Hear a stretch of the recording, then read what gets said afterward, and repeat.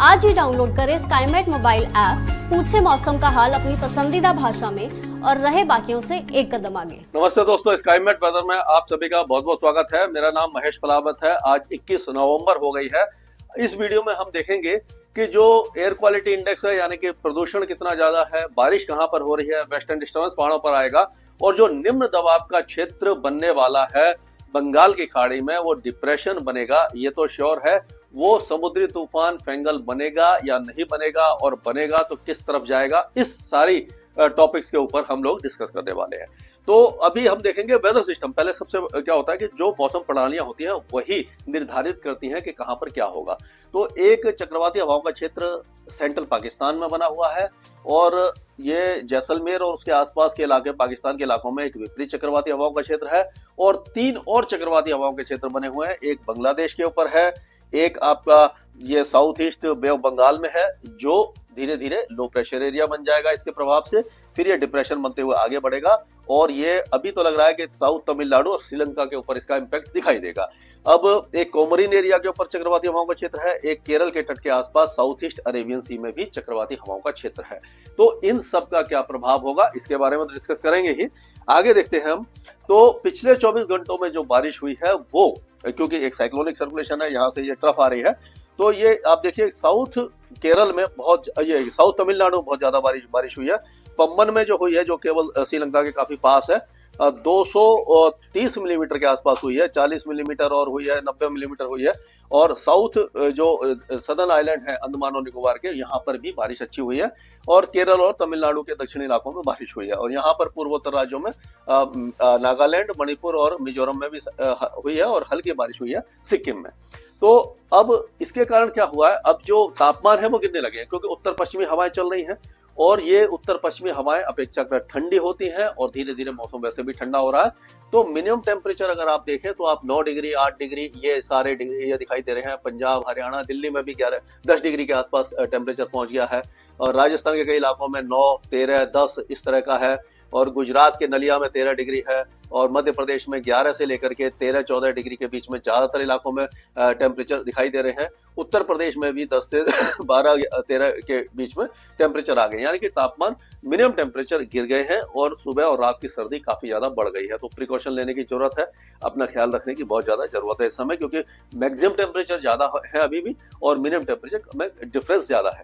और अब क्योंकि जो हवाएं चल रही हैं, लगातार सूखी हवाएं चल रही हैं, नमी कम हो गई है दिल्ली एनसीआर में, क्योंकि ह्यूमिडिटी जब कम हो जाती है तो मिस्ट और हेज जो बनना है उसकी भी जो तादाद है या इंटेंसिटी कम हो जाती है, क्योंकि जो वाष्प के कण है उसी के ऊपर ये सारे जो पॉल्यूटेंट्स है वो डिपॉजिट हो जाते हैं। हवा भी लगातार चल रही है, पहले वेरिएबल विंड थी, कभी इधर से चल रही थी, कभी उधर से चल रही थी, कभी हल्की हवा थी, तो अब ये है नॉर्थ वेस्टर्ली विंड या वेस्टर्ली विंड, 7 से 8 किलोमीटर प्रति घंटा की रफ्तार से बीच बीच में चल रही है।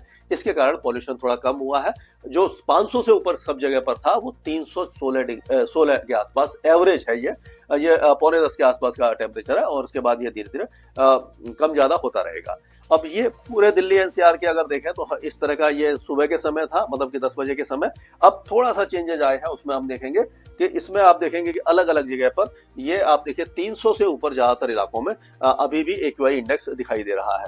ये 300 से 350 और 350 से 400 के बीच में कई जगह पर है, यानी वेरी पुअर कैटेगरी में अभी भी दिल्ली एनसीआर वाले सांस ले रहे हैं, और जैसे जैसे आप अलग जाएंगे, दूर जाते आएंगे, वो थोड़ा सा रिलीफ मिलता जाएगा। तो ये पॉल्यूशन है, ये इस समय पॉल्यूशन, क्योंकि टेम्परेचर कम हो जाते हैं, मिस्ट और हेज बन जाती है, पॉल्यूटेंट उसके ऊपर चिपक जाते हैं, हट नहीं पाते, इन्वर्जन लेयर है, क्योंकि नीचे की हवा तो ठंडी है और ऊपर वाली हवा जो है 1000 फीट के आसपास वो गर्म है, तो वो हवा गर्म उड़ जाती है, ठंडी हवा ऊपर उठ नहीं पाती, एक तरह से लिड जैसा लग जाता है, और उसी तरह से ये पॉल्यूटेंट वहीं पर मंडराते रहते हैं। तो ये तो पॉल्यूशन की बात हुई। अब हम देखते हैं कि जो बाकी जो वेदर सिस्टम है उनका क्या असर होने वाला है। तो इस समय देखिए, जो पहाड़ों पर जो वेस्टर्न डिस्टर्बेंस एक हल्का सा आएगा, तो उसका प्रभाव रहेगा अगले 2 दिनों के, यानी ये 24 घंटे के बाद है। तो गिलगिट बाल्टिस्तान, मुजफ्फराबाद, लद्दाख और जम्मू कश्मीर के ऊंचे पहाड़ों पर हल्की बारिश और स्नोफॉल हो सकता है, और उसके बाद ये थोड़ा सा बढ़ेगा, 23-24 तारीख के आसपास थोड़ा सा इंटेंसिटी बढ़ जाएगी, तो ये स्नोफॉल होगा। उसके बाद जब हवाएं आएंगी तो और ज्यादा सर्दी बढ़ेगी। और लेकिन अभी पंजाब, हरियाणा, दिल्ली, उत्तर प्रदेश, ये जो इलाके हैं ये सारे इलाके और ये सारे इलाके अभी सूखे रहेंगे, लेकिन टेम्परेचर इसमें कम हो जाएंगे और जो पॉल्यूशन है उससे थोड़ी बहुत राहत मिलेगी। लेकिन दिल्ली एनसीआर के साथ साथ मेरठ है, मुरादाबाद है, कानपुर है, यहाँ पर वेरी पुअर कंडीशन अभी भी बनी रहेगी, क्योंकि यहाँ पर बहुत ज्यादा राहत दिखाई नहीं दे रही है। तो उसी तरह से राजस्थान के ऊपर ये देखिए हवाएं इस तरह से चल रही हैं, नॉर्थ वेस्टर्ली वेस्टर्ली चल रही हैं। यहाँ पर गुजरात में भी अंदरूनी हवाएं आ रही हैं। तो यहाँ पर गुजरात और राजस्थान में जो मैक्सिमम टेम्परेचर है वो तो काफी ज्यादा रहेंगे, लेकिन मिनिमम टेम्परेचर में थोड़ा सा गिरावट है। सर्दी की शुरुआत थोड़ी सी हो गई है, राजस्थान में हो गई है, गुजरात में भी हो जाएगी। मध्य प्रदेश और छत्तीसगढ़, बिहार, झारखंड, पश्चिम बंगाल, उड़ीसा, ये सारे इलाके सूखे बने हुए हैं। यहाँ पर कोई भी मौसमी गतिविधि हमें दिखाई नहीं दे रही है। और अगर पूर्वोत्तर राज्यों की बात करें तो यहाँ पर हल्की फुल्की बारिश की गतिविधियां अब शुरू हो गई हैं, जो जारी रहेंगी। ये साइक्लोनिक सर्कुलेशन जो बांग्लादेश के ऊपर बना हुआ है उसके कारण यहाँ से क्या हो रहा है कि ये जो हवाएं हैं, ये साइक्लोनिक सर्कुलेशन आप देखो यहाँ पे बना हुआ है, तो इसके कारण ये जो हवाएं हैं यहाँ से नमी लेकर के आ रही हैं बंगाल की खाड़ी से, इसीलिए यहाँ पर बारिश की संभावना बन रही है। अब बात करते हैं हम बाकी इलाकों की। महाराष्ट्र वगैरह में भी टेम्परेचर गिर रहे हैं। महाराष्ट्र में भी जो सुबह और रात के तापमान, दिन के तापमान गिरे हैं। आंध्र प्रदेश, तेलंगाना सूखे रहने वाले हैं। कर्नाटक में पूरा सूखा रहेगा, लेकिन दक्षिणी तमिलनाडु, दक्षिणी केरल और ये जो कोस्टल एरियाज हैं, लक्षद्वीप है, अंडमान और निकोबार द्वीप है, यहाँ पर बारिश होगी। दक्षिणी तमिलनाडु में ज्यादा तेज बारिश होगी, अंडमान में अब बारिश बढ़ेगी। ये जो साइक्लोनिक सर्कुलेशन आप देख रहे हैं यहाँ पर, आप देखिए ये जो साइक्लोनिक सर्कुलेशन है यहाँ पर, ये जो है ये इसके प्रभाव से यहाँ पर लो प्रेशर एरिया बन जाएगा और फिर ये यहाँ पर आते आते ये डिप्रेशन बन जाएगा और हो सकता है कि यहाँ तक आते आते यानी श्रीलंका और तमिलनाडु के आसपास आते आते ये साइक्लोनिक स्टॉर्म फेंगल बन जाएगा, जो सऊदी अरेबिया द्वारा नाम दिया गया है।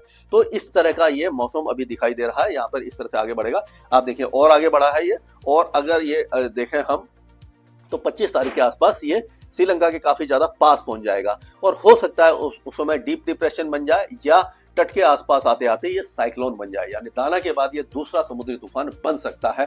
और अगर ये बनता है तो इसका नाम फेंगल होगा, जो सऊदी अरेबिया द्वारा दिया गया है। इससे पहले ओमान द्वारा दिया गया था, जो दाना नाम दिया गया था। तो ये जो इसका असर है ये तमिलनाडु और केरल के साथ साथ श्रीलंका में बहुत ज्यादा दिखाई देगा और ये धीरे धीरे जब आगे बढ़ेगा तो केरल और दक्षिणी तमिलनाडु को भारी बारिश देता हुआ जाएगा। लेकिन क्योंकि जैसे वैसे क्या होता है कि नवंबर के आखिर में जाकर दिसंबर में, खास करके दिसंबर में जाकर के तूफान नीचे की तरफ आते हैं, लेकिन ये क्योंकि बन ही नीचे रहा है, काफी साउथ में बन रहा है, इसीलिए इसका असर यहाँ पर दिखाई दे रहा है। नहीं तो ये यहाँ पर आंध्र प्रदेश या उड़ीसा की तरफ जाता अगर ये थोड़ा सा ऊपर बनता, यानी सेंट्रल बे ऑफ बंगाल में बनता तो ये अभी क्या होगा कि 2 दिनों के बाद समुद्र में लहरें ऊंची उठने लग जाएंगी, हवाएं तेज हो जाएंगी, वेदर खराब होने लगेगा।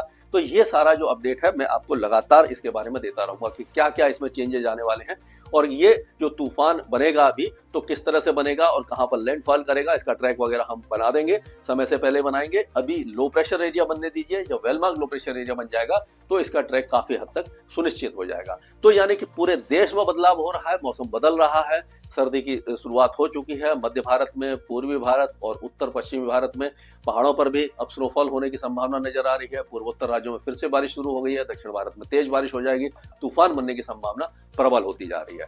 जो भी अपडेट होगा मैं लगातार आपके साथ शेयर करता रहूंगा स्काईमेट वेदर में। अभी के लिए इतना ही। मौसम से जुड़ी सटीक जानकारी और खबरों के लिए हमारे YouTube चैनल को सब्सक्राइब करें और बेल आइकन दबाकर हर खबर पर रखें नजर।